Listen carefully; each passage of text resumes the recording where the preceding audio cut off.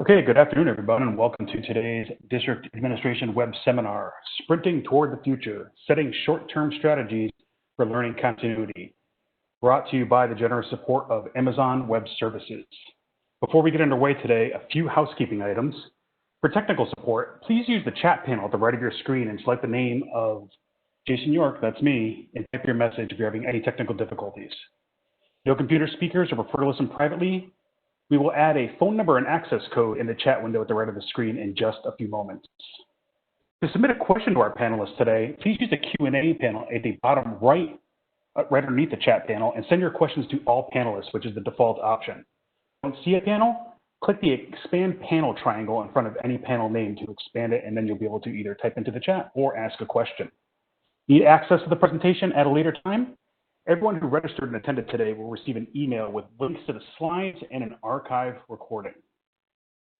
And now to get us underway today, I'm going to turn it over to Lenny Shad, who is the Chief Information and Innovation Officer here at District Administration. Lenny, it's great to have you with us today. Take it away.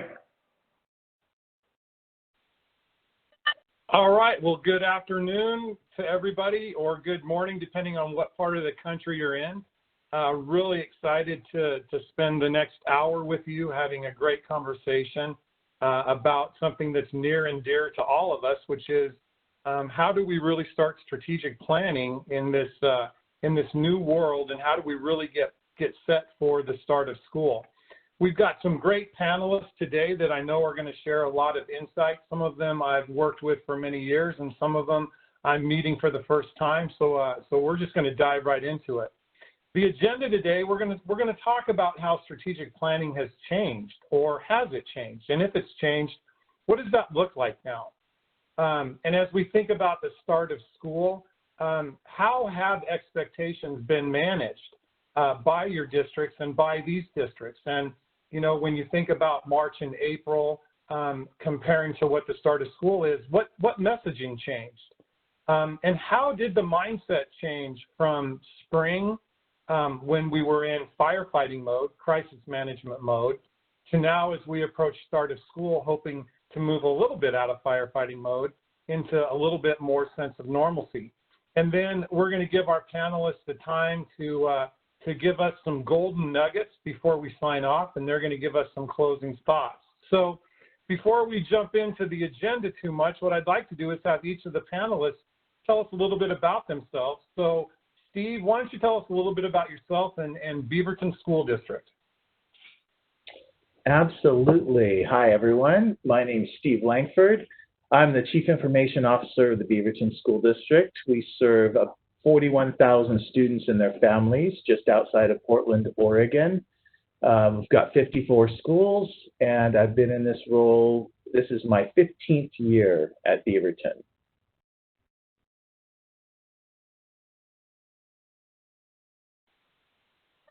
Steve, you're also a board member of COSN, correct?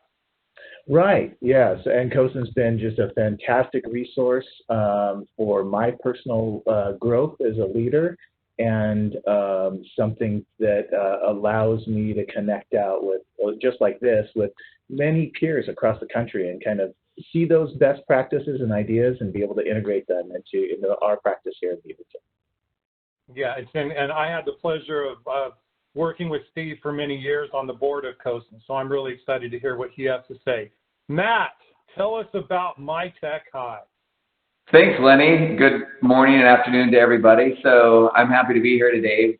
MyTech High has been around for 12 years. We currently are operating in 5 states and serve over 12,000 students, and actually that number is going up every day with everything that we're facing. So we primarily help districts serve the traditional homeschool audience and find ways to bring them back into the district system and help the district serve the homeschoolers in a way that meets their needs. And just as an example of the new sprint philosophy we're having now, we're meeting with so many district superintendents around the country that ask us kind of for a turnkey solution to be able to help their ins and outs of their student body this fall with COVID. And we're really pleased to announce that we've just assembled this package for anyone interested. $500 a student a year for all curriculum grades 6 through 12, and it's on the same platform as an accredited associate degree, where they can just bump right into their associate degree and keep learning at their own pace. So we're excited to share that with you, and hopefully these types of things can address kind of a short and long-term sprint planning you might have. Thanks, Lenny. Yeah, you took the question right out of my mouth. I was really curious to see, as we're now addressing this full remote scenario, and it's a likelihood for every school district, were you seeing more superintendents reach out to you for insight, for advice, and potential help? So I'm really pleased to see that these two areas are starting to come together and really start to partner and leverage each other's expertise. So I'm glad to see that. All right, Carl, why don't you tell us a little bit about Future Ready? I'm very familiar with the organization, but for our attendees out there, tell us a little bit about what you guys do. Yeah, thank you guys for having me on this chat. Thank you, AWS and District Administration. I'm Carl Hooker. Just a little background about me. I've been 22 years now in education, former classroom teacher, former administrator on the tech side of things, instructional technology. I'm here in Austin, Texas, where I'm based out of. I'm currently a consultant for districts all over the globe. So I'm seeing all sorts of interesting scenarios as we get ready for the fall. So excited to be on this panel and hear from the panelists from school districts today. A little bit about Future Ready. So we're an organization, a free organization that's funded out of DC. I became familiar with them as a school district leader years ago, and have done lots of work with them over the years, along with Chad Stevens from AWS. And just a great opportunity and a great place to go to in terms of futureready.org to look for connection, to look for those ideas of what are some things we need as school leaders as strategies going forward. The great thing about Future Ready, and if you look at the module there on the left, it's really a lot of these components can be in place whether you're doing remote or in-person learning. So I really love that a lot of it is pretty flexible in that sense, because we are going to be talking a lot today about that sprint and that pivot. And then on the right, that's just a little article I wrote for Tech and Learning magazine not too long ago. And as we were talking before the call over the last couple of weeks, that shift has really happened where people have started to see the in-person to kind of the hybrid blended to now people are just really just going full on virtual remote to start the school year, depending on the area you're at, of course. But it's been interesting to see this evolve just in the last few weeks. It's been pretty amazing. So thank you for having me on. Yeah, no problem. Thank you. And before we go further, I'll give you a little brief intro about me so you know who the heck is moderating this deal. As Jason said, I work for District Administration, and I'm their Chief Information and Innovation Officer. I've been with them for a couple of years, and in my role, I have the pleasure of working with superintendents and academic officers and technology leaders from across the country, really helping them understand how they can work together, plan together to become much more efficient. So it's a great role. Prior to that, I was in Houston ISD for 7 years, and I was in Katy ISD. So I've been in public education since 2003 and been heavily involved in one-on-one projects, mobile learning projects, digital transformation. So I'm really excited to be here. All right, guys, let's dive into this thing. So when we think about the traditional strategic planning and what it has looked like, those planning cycles have typically been 1 to 2 years, maybe 3 years. As we start to think about the next 15 months and what our new normal, and I hate that word because it's so overused, but it really is, so applicable. Our new way of instructing isn't going away, but we can't afford to say it's going to take us a year. And so what I've seen across the country is this kind of transformation in what strategic planning looks like. And rather than looking at it in a year span, what districts across the country are doing is saying, what is my first sprint? My first sprint is start of school. So what is it that I'm going to get done between when the pandemic hit in April and the start of school? And then my next sprint might be 3 months down the road past start of school. But really breaking it down into these really short sprints to show improvement. Because the one thing we know is our parents were very tolerant of what happened in March and April, but they're expecting us to get better by the time school starts.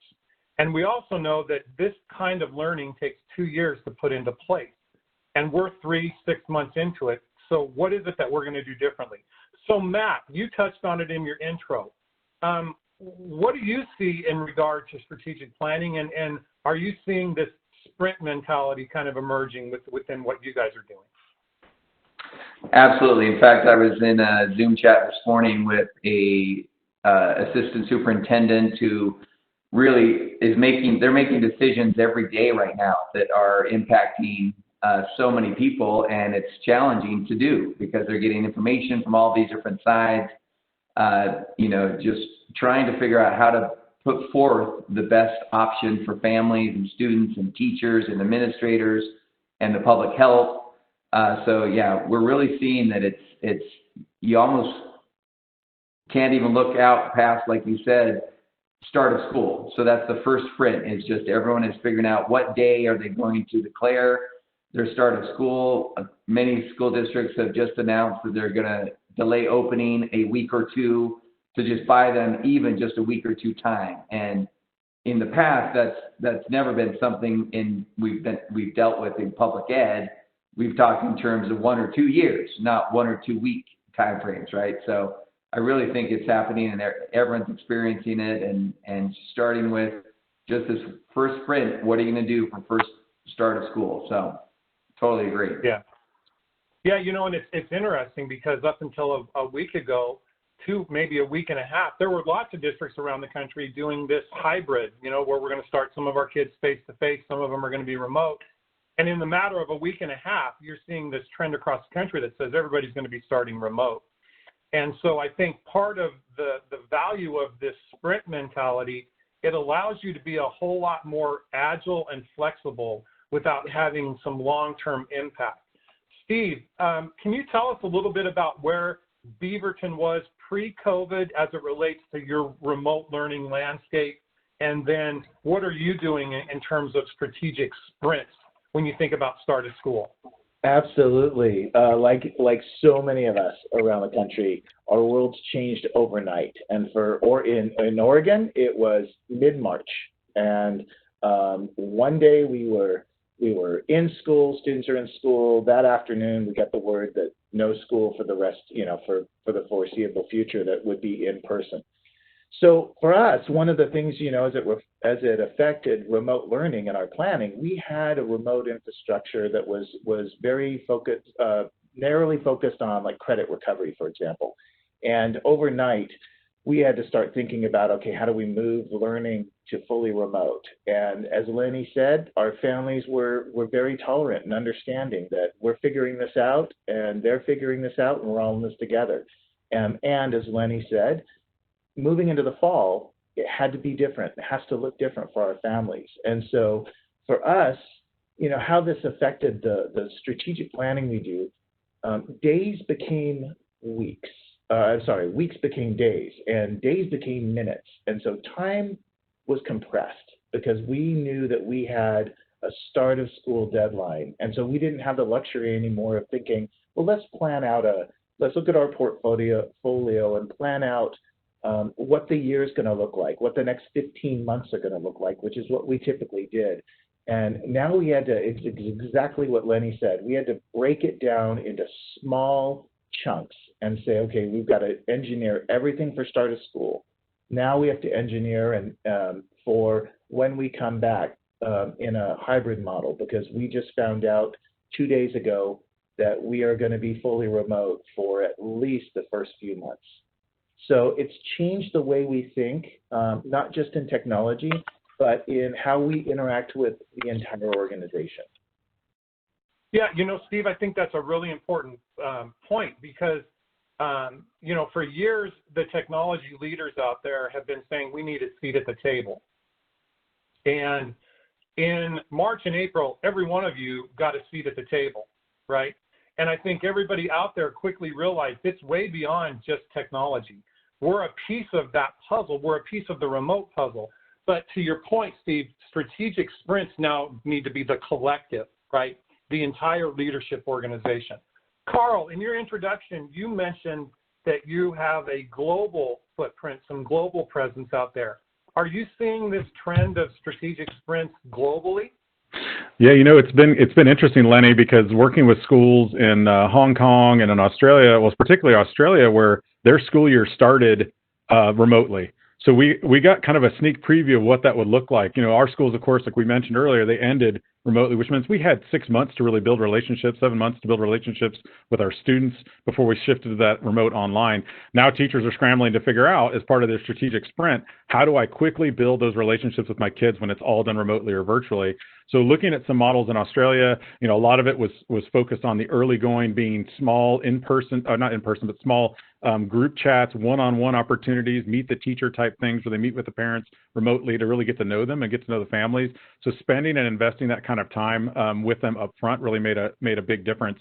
And then the other thing I would add to this whole thing is really it can affect your strategic sprint maybe based on where you're at. So what I've seen also is rural areas tend to be more leaning toward the in-person or the hybrid, partly because they have limited Wi-Fi, limited connectivity, but maybe also a limited outbreak. And so you see more of that lean. Whereas if you go to suburban or high density urban areas, you're seeing a lot more of them pushing to like straight on. We've got to go, like in Beaverton, like Steve was mentioning, we've got to go to straight on virtual remote, partly because there's maybe a big outbreak like here in Texas, but also because you're in an area that maybe has a little bit more opportunity for that connectivity.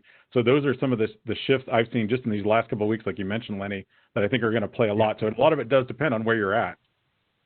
Yeah, completely agree. So when we think about sprints, and there's a ton of methodologies out there for strategic planning, but when you think of a sprint and blowing up that model, what I've seen is there's two distinct camps out there. Districts who have embraced this have seen their cabinet and their leadership teams coming together so that as they're planning their sprint, they're all aligned. And so what they're planning to do, every group understands it. But also a troubling thing that I'm seeing is there's also another set of camp. The other camp is this strategic sprint has siloed the leadership teams even more. And so they've kind of huddled up amongst themselves and come up with, here's what my plan is to bring it back to the bigger group. And now as we start to try and implement it, all the collisions are coming in, right? Because they didn't plan this sprint together. So Steve, as you talked about how your leadership team has really come together to talk about these strategic sprints, how has your planning changed? How does it look different now? It's really interesting because there's a cultural overlay in risk taking and in changing a mindset, especially amongst leaders. Because in Beaverton, we used to say we said. We want to support risk taking, but kind of the hidden message in that was, but only if it works, right? So take a risk, but you better make sure you're successful, right? So we have to shift out of that mindset to be able to say we don't have the luxury of time anymore. That has been compressed, and so what we used to do, and in terms of I'll use an example for CTE. We're thinking about CTE in a fully remote environment. Well, their needs are going to be different, which means the tools we get in front of them have to change. And it means that we don't have the luxury anymore of our old pace of saying, okay, let's do a small pilot, let's collect feedback, let's adjust and iterate until we get it right. It means that we've got to do our best work, and it means our hands and arms have to be open to others to let us pick what we think is going to work, and we're really going to take a risk. And if it doesn't work, we're going to adjust. And so it's changed some culture, I think, in our organization. Boy, that's a really good point. The culture, the culture is what's going to drive these teams coming together. And instead of worrying about who's to blame and making sure that I'm covering myself, really coming in and saying, look, we're in this together, we're going to course correct, and we're going to do this as a team. Matt, how about you? What are you seeing? How does strategic planning look differently when you think about this sprint mentality? Yeah, thanks, Lenny. I agree with everything that Steve mentioned, and think that how I view it is in terms of audiences. So a lot of times strategic planning is kind of, administration kind of sets the chart. But what I'm seeing is how we really need to look at administration, teachers, and parents, and students, and other support staff, all of the different needs that they might have, and design plans that collaborate with all of those different audiences. One quick example that, just kind of builds upon what you said at the beginning, Lenny, in the spring, every family became a homeschool family and was trying to figure out what the district can do for them or not do for them. We're seeing across the country a lot of superintendents receiving an increase of independent homeschooling requests or homeschool affidavits or things like that, because they have found out that they actually like to do some education on their own terms. One of the areas we specialize in is how to bridge that between those independent homeschoolers and how can the district still keep them somehow in their system and still create that versus just having them fill out the affidavit and they leave for good. And so that's one area that we're seeing is make sure you think about an audience that you didn't know existed before, and that was your traditional parent who now actually enjoyed the freedom and flexibility of a homeschool experience and thinks they want to do that on their own. And so, again, just thinking and planning through different audiences, you really have to think in terms of parents and students as well as your teachers and staff.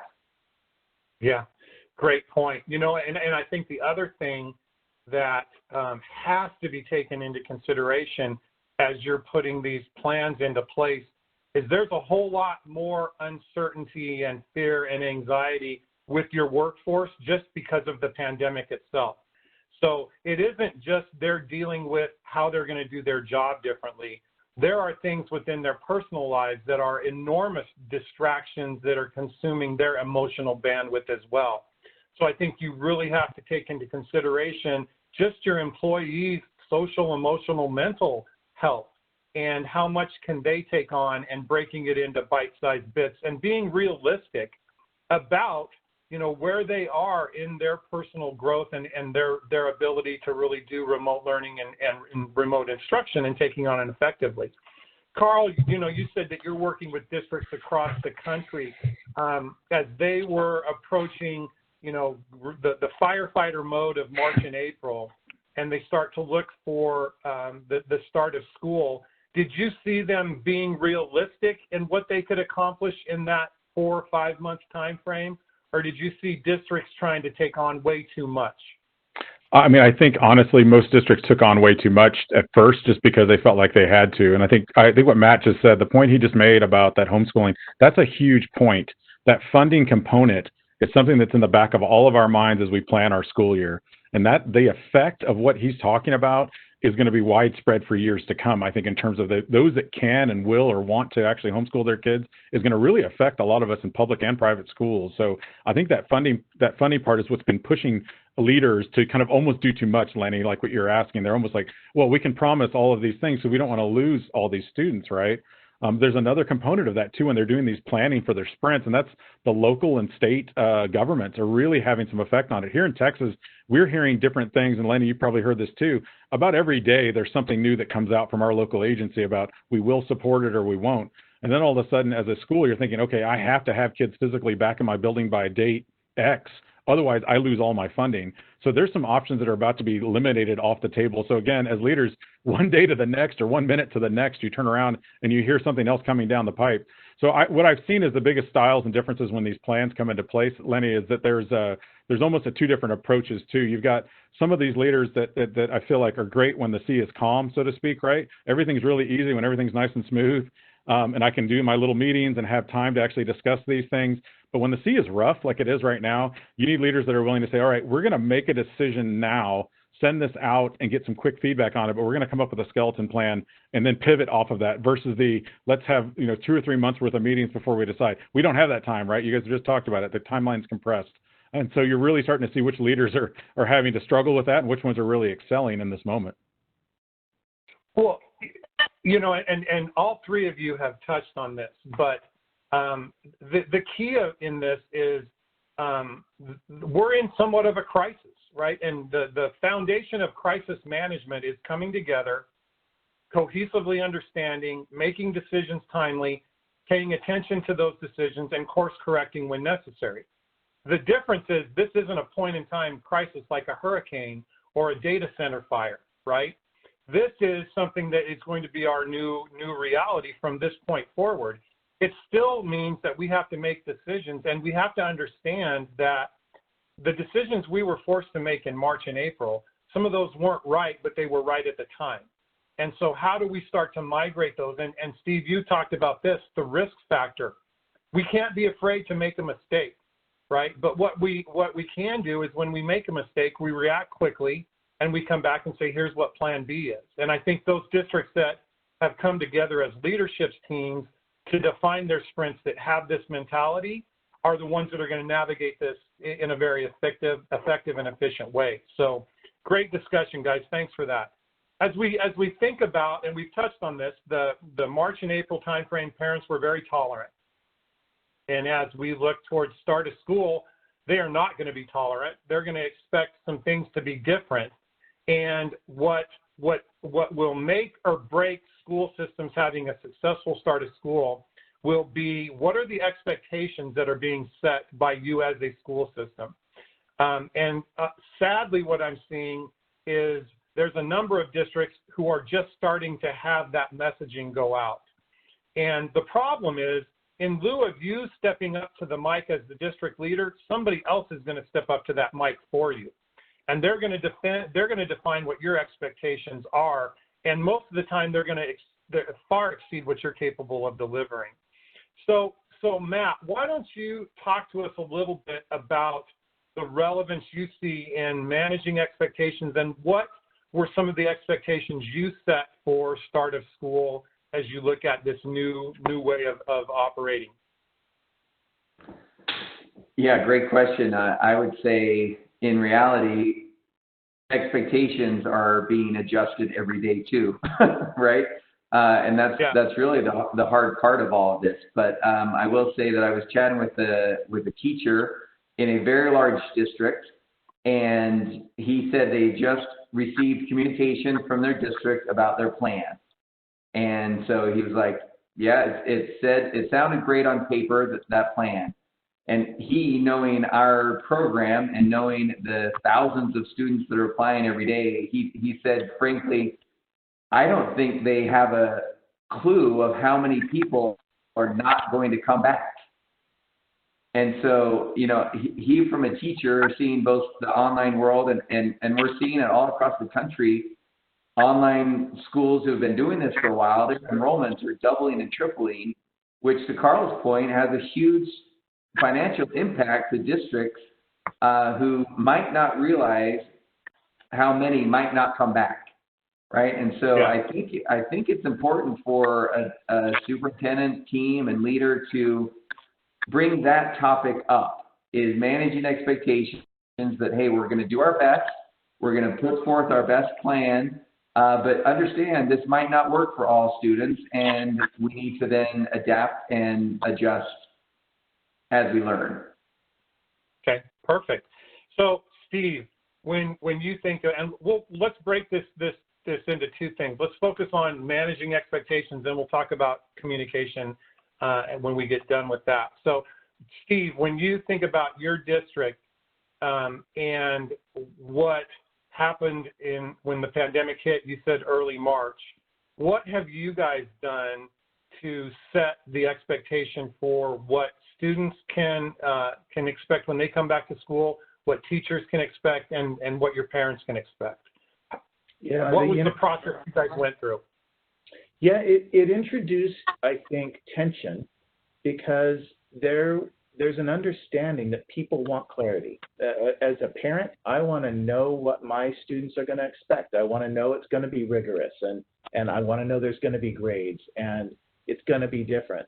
And then you have to balance that tension with, we're building the plans on the fly, and they want them now, and they're not ready. And so that has introduced a lot of tension into the organization around how do we make sure that we are communicating and what it's going to look like, and setting those expectations so that, I think Lenny's point's perfect, if you don't, others will. So how do you set those expectations, how did we, against the reality that we just didn't know everything yet, and things change? And I think for us, it's it's been a series of, this is what we know right now, and this is what it looks like right now, knowing the marker is going to shift on us as time moves forward. And it really goes back to that, being able to design something that will be able to pivot.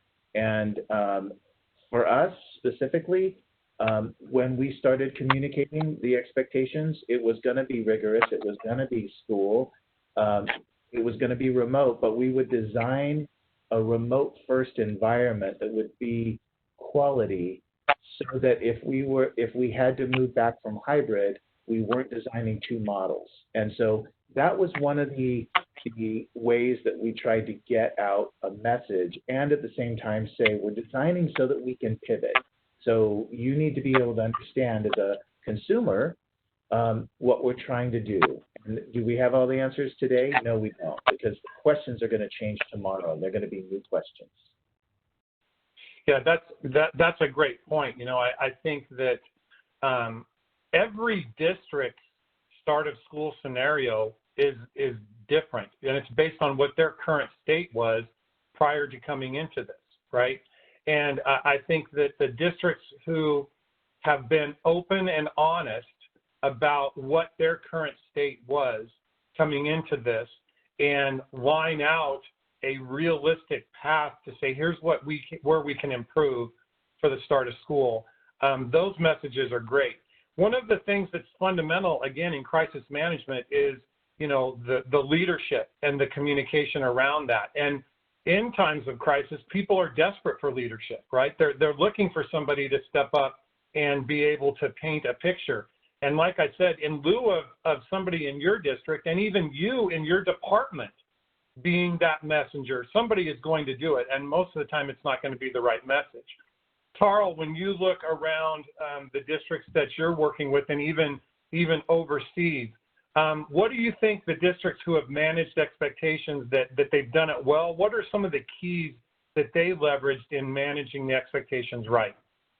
Well, I think that, to be honest, a lot of them had kind of a leg up in the schools that I've worked with. A lot of them had a head start in terms of they were already doing some form of one-to-one or blended learning. And so those communities and those parents were already very familiar. And in a lot of cases, they're already sending devices home with kids, especially 6th grade through 12th. And so they had some familiarity with what learning looked like at home. Now, it was more of a homework style thing because it was after school. But I feel like those types of schools had a real leg up on the other schools that are struggling right now because they're just trying to figure out how to get out devices and everything else. So it came down to a few key things, what I've seen kind of consistently across all of these that have done a successful job. And that is they've been very consistent with their communication, meaning they pick a time and a date when something goes out from a single message. You don't want to have multiple emails, multiple tweets and remind and posts coming from everywhere else all over the place, because as parents, and I have 3 kids, we get overwhelmed with all that communication. You got to make sure that it's consistent, the platform's consistent, you're not sending out, again, through multiple platforms. It's just the one thing that's going out, and it's a steady drip, and it's always an update of what's going on so that that we know as parents that you're working on that. We were talking about expectations earlier. I kind of like to tie it to food. I feel like the spring was like you got a slice of some really cold, stale pizza, and it had, on top of it, it had digital worksheets and not really a lot else going on, right? Really thin crust, right? And not a lot of deep learning. And so that's the taste that we have in our mouths as parents when we get ready to go into the fall. And so we're waiting for something that's going to taste a little bit better. We want a hot and fresh pizza when it comes to what this learning looks like. It needs to be deeper, right? A deeper crust, so to speak. And so we're really looking for, in our mind, how do we erase that memory? I know we gave everybody a pass and we said, guys, we're all figuring this out, right? You said we're building the plane as we're flying it.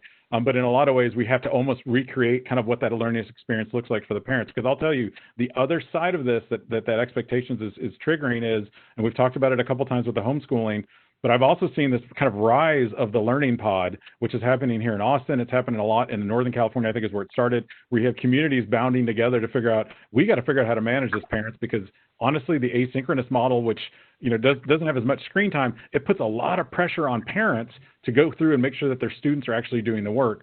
And so we're seeing a lot of parents are scrambling to do this because maybe they're not getting that consistent communication, or maybe they don't know, again, what that fall will look like because they only have the taste of that bad pizza in their mouth from the spring. Yeah, that's a great point. And the concern with the districts that I'm working with is, the parents that have that ability to create those learning pods and have the ability to stay home, that's great. But for those parents who have to go to work, this fully remote scenario is just going to widen the digital gap that's out there, that digital divide. And so, you know, as you're starting to think through this communication and managing expectations, part of the messaging has to be, how are you addressing both of those audiences, right, to ensure that you are going to continue the education. Now, Steve, I assume in your district that you have parents that are in that scenario, right, that they've got to go to work. So what am I going to do with my child who is going to be at home, but I have to go to work? What type of messaging have you guys done around that subset of your students? Yeah, that's been a theme for the last few months as we started talking about the fall. Even back in May and June before the school year ended, people are looking forward, and they've got individual circumstances that could be very challenging. And so for us, and just harkening back to what Carl said, you know, or Matt said, having a consistent message go out every day at the same time, and one communication helped tremendously for our families. And one of the consistent themes in that message was, we understand the families are going to be in different situations, and for some, childcare is going to be a very difficult situation. And so here are the partners that we're working with. We have a great partnership with our Parks and Rec department, and we're looking at ways to support them. I don't know about across the country, but in our city, we're down about 30% in terms of childcare facilities because they can't open, because they're under the same safety concerns we are.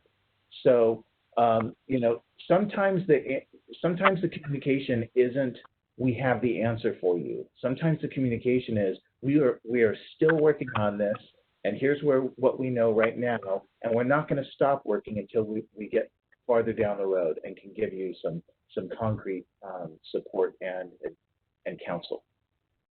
Perfect. Let me play off of that a little bit more, because I want to go off of that statement. So when I think about expectation management, I liken it very closely, and it's part of organizational change management, right? How do you manage the expectations, and how do you guide employees through the change process? One of the biggest elements that really help employees and stakeholders understand this is providing feedback loops, right?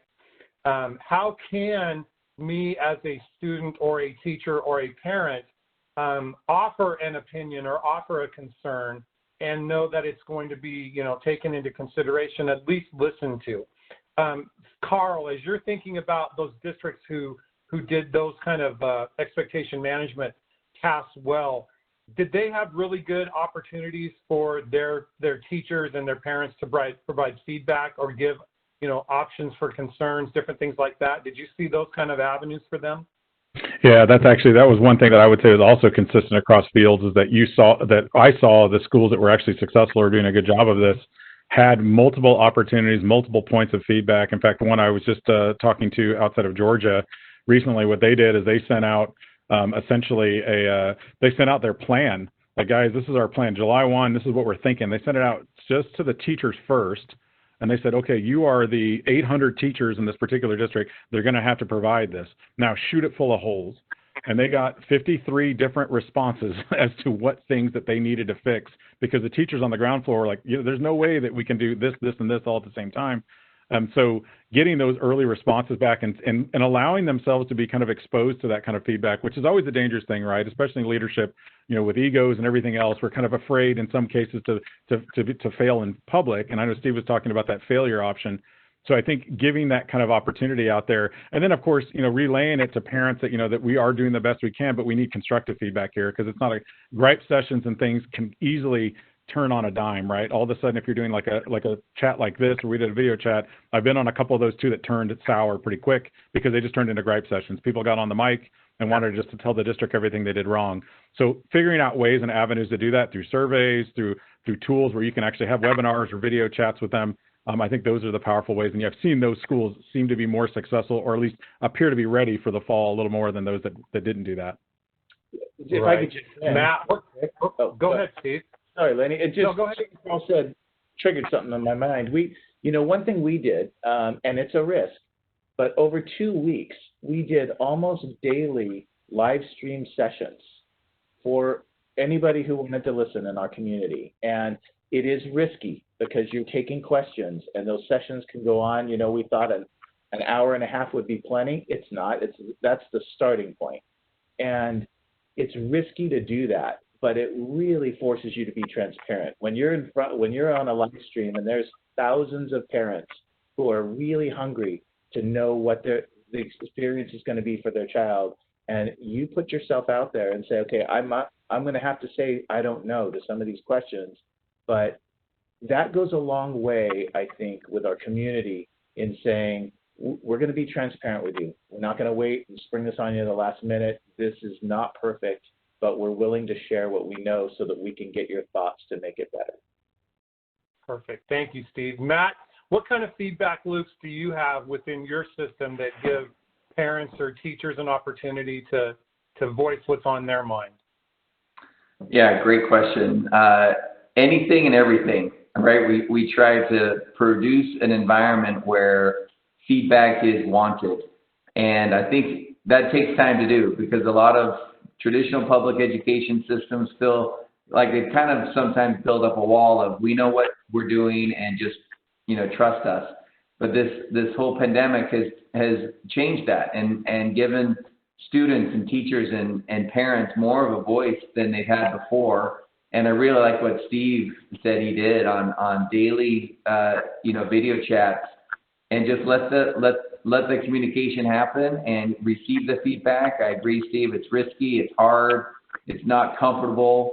But you know, I think we're in a culture that if we're open and transparent about our conversations, a lot of productivity can come out of it. So I wanted to say one other thing, Lenny, on something you mentioned earlier around the equity issue. One of the things that I love about the districts who've adopted our program is that it really helps that funding go to the low and middle income family. That's really who our program attracts most. Because the wealthy, you know, let's face it, the wealthy homeschoolers and parents have options inherently, but those with low and middle incomes don't. And so having the funding follow the students to their homeschool experience through the district's oversight is really a way to help establish more equity than we've ever had before. So just wanted to make that point on what you said earlier. Yeah, no, great. Thank you. All right, we're gonna change this and go to the next one. So Steve has heard me use this phrase a lot, and I think, Carl, you were the one that talked about, you know, as a leadership teams, we have to check our egos at the door, and we have to be willing to have our baby called ugly, right? And if we're not willing to have our baby called ugly, then we're really going to struggle through these times because we're going to try a lot of things that aren't going to work. And the only way we course correct in an effective way is if we listen to the people that are in the trenches. And so as you think about the mindset of your district, of your cabinet, and let's even say the mindset of the leaders that report to you, what have you seen shifting from how you were operating February and March to how you're operating now? Steve, I'll start with you. Yeah, that is a really important shift if you're going to be successful in my mind, is that this is not business as usual. And anybody who is going to try and operate in that, they're going to find so many difficulties. And so for us, what I think I saw, and I saw it both with my leadership team and with our cabinet, is pretty quickly, there was the natural inclination to, okay, I got to go shut my door, figure this out, and then come back to the team with a plan.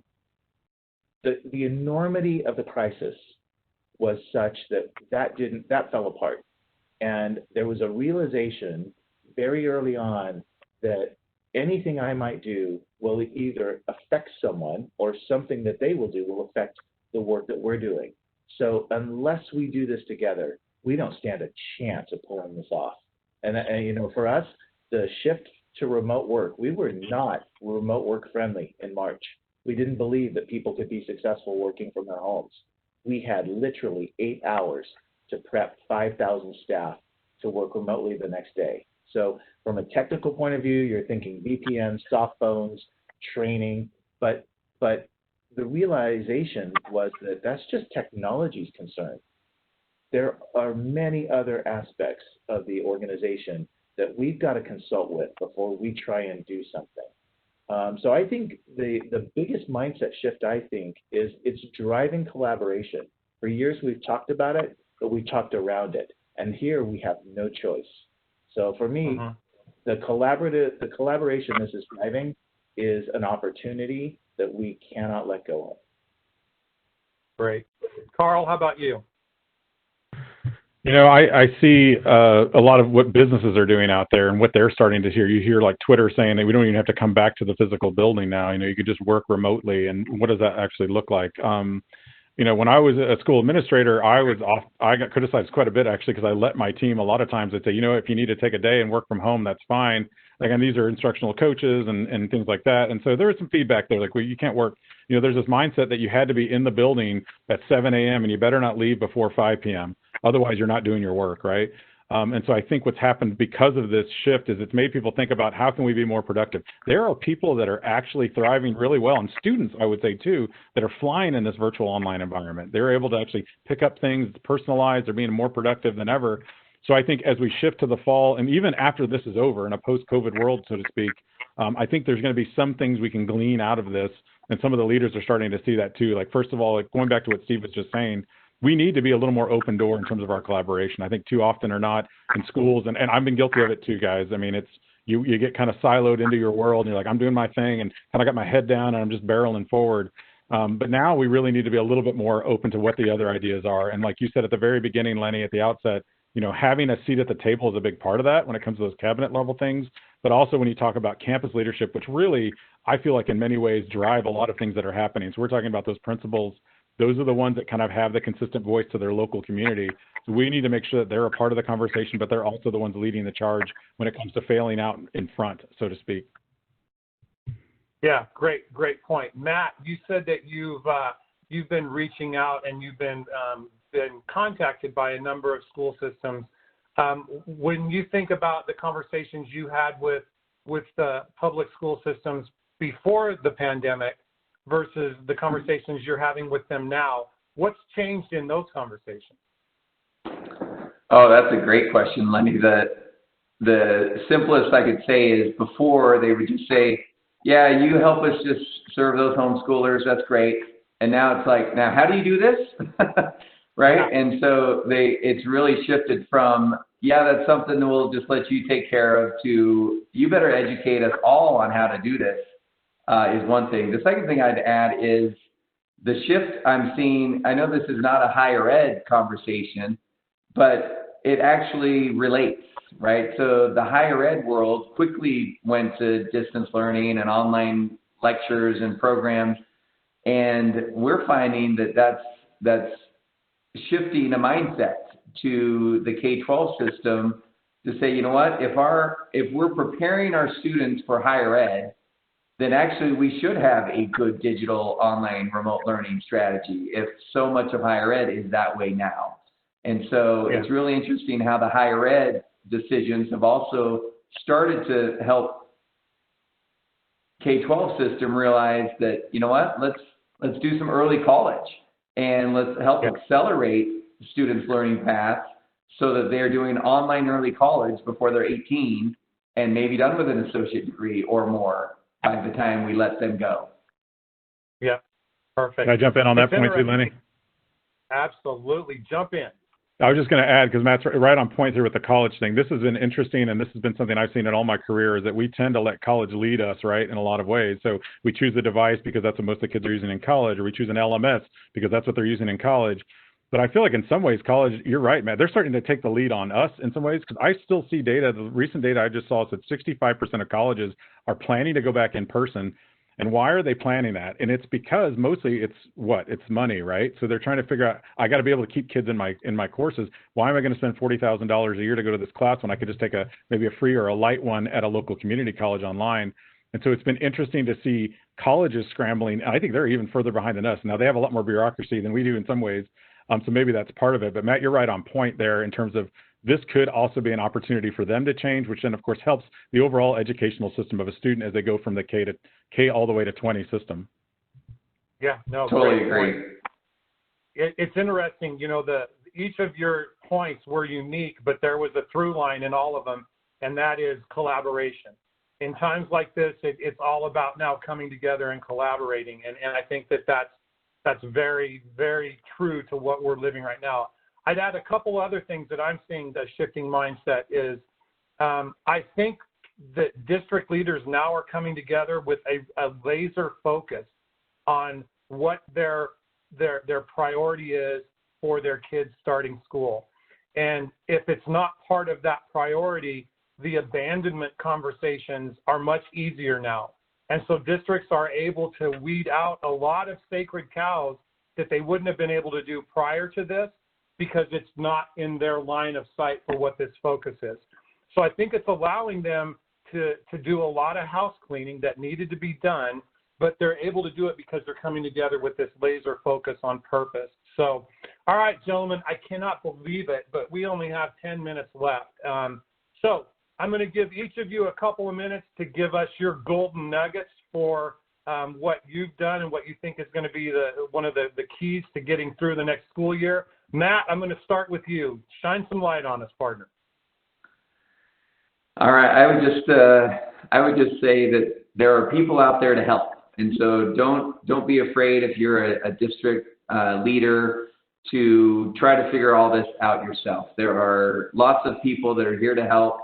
From the MyTech High standpoint, we'd love to help any district serve the people who are really wanting to independently homeschool now for life, instead of losing those dollars to just private individuals. Have a way to serve them under the district umbrella and maintain your funding stream. The second thing I'd say is that if to deal with the ins and outs of a pandemic fear, you really need a digital curriculum that can be used both on campus and online, instead of making your teachers have two sets of lesson plans. So that's where kind of our bundle is available. It's affordable, it's editable by teachers, and I know it's a quick decision process, but sprint to make decisions. So that's what I would say, Lenny. All right, thank you. Carl. For people that have been in this field for a long time, I know a lot of us on the call have done this, with ed tech. I really feel like this is our opportunity to shine. Those of us that have been in the tech world have really been trying to get ed tech and push it through to schools. I feel like in a lot of ways, it's almost like this feeling. This is not a great analogy, but when you're standing in your house and you look back and there's maybe a forest fire off in the distance. We've been talking to teachers all the time about how ed tech and how it could really help move the needle in terms of learning. But a lot of them yeah, it's still way off in the distance. Well, now the fire's in their backyard and they have to kind of figure out and scramble, how do we actually use these tools in an effective way? So I think this is our chance as ed tech leaders. If you're not getting up every morning excited about it, I know there's a lot of things happening, but this is our opportunity to really shine and share. And I'll just say a couple quick points along that line. And that is, as you're talking to teachers and as you're talking to those communities and families, and I've heard this mentioned many times on Twitter too, but think about Maslow's before you think of Bloom's, right? You want to make sure that you're supporting those learners, their SEL, the things that they're coming to, because every household is facing different challenges, as we've talked about.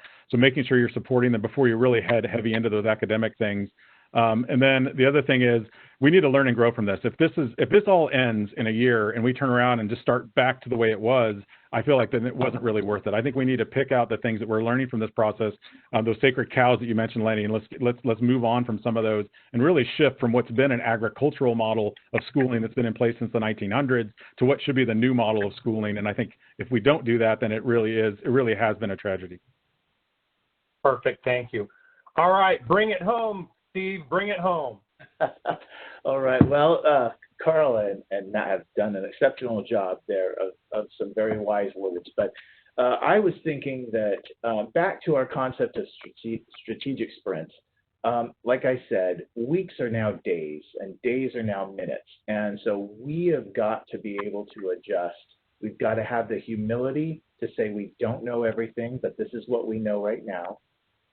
And I think we've got to almost shift our organization from this concept that what we release is not going to be a finished piece of art.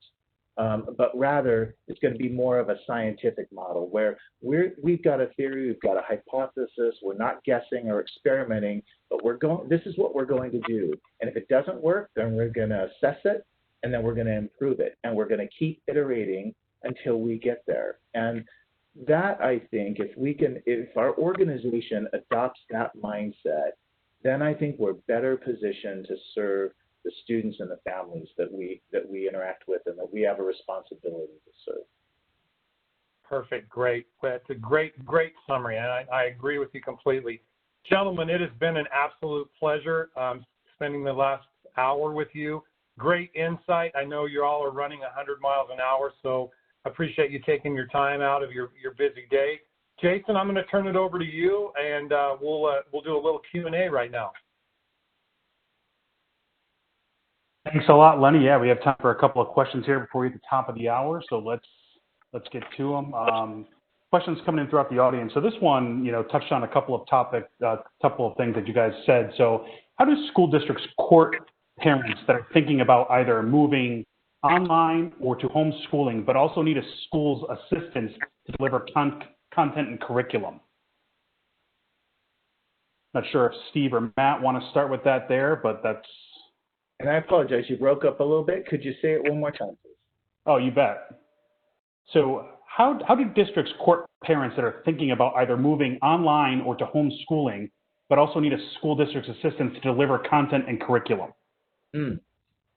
Yeah, so I can just answer, from what we're trying to do, and this goes back to this idea of strategic sprinting. We have a number of families who homeschool, and it's a good solution for their student, and has been in the past. We've got families who are concerned about safety in terms of sending their students back into a building, given our current reality. And so for us, one of the things we've done is, we work very closely with those families to make sure that we're understanding the needs and the reasons. We, like many districts, have visioned a K-12 online school, and specifically to support these families. And again, this is something done in weeks, not a year plus that you would typically plan for a school. And we're also looking for partners. So just like Matt is serving and Carl are serving many districts, we're also realizing that sometimes the best way to do that is to connect with people who know how to do that. But the end of it is that our focus has to be working with those families and understanding their needs and reasons, rather than trying to market a solution just to try and keep students in the district, because that's not the way to engage with your community, in my opinion. And I would just add, just Steve, you said it really well. I would just add, give options, right? A two-sentence answer to that question is give options. And I think that's what's really exciting about what we're seeing happen. Sure. And another great question here, and a little bit, not a school district, but a nonprofit that has several successful and long-running blended learning programs for both students and teachers. What is the best way to get the word out about these offerings? I'm sure which one of you wants to jump onto that. I could jump in on this one real quick because I've mentioned something in the chat on it too. I do think that, I'm doing some think tanks and some panels with some administrators right now. And the one thing they've said over and over and over again is that when this started, their inbox became absolutely spammed. And it was companies reaching out and saying, well, we can help you with this. So my first bit of advice for anyone trying to get in touch with school leaders is don't use email right now, because I honestly think a lot of school leaders they're deleting. They get up in the morning and they just delete those out. So you have to figure out other ways to do it. And maybe it's through delivery of content, like a webinar like this. Maybe it's doing so through an association, like a lot of state organizations have, a lot of state leader organizations, is figuring out ways to get in touch with those organizations to let it be heard. And in the case of a nonprofit that's trying to help out parents, I mentioned also that there's a lot of Facebook groups out there that you have to kind of scout out. The one I'm in has 3,300 parents in it just here in South Austin, and they're all trying to figure out ways to how do we get curriculum, how do we get other ideas and strategies along with the existing school district's curriculum. So I would kind of hit it on those fronts. Okay, great. Well, we're right up near the top of the hour here, so I want to be respectful of everybody's time.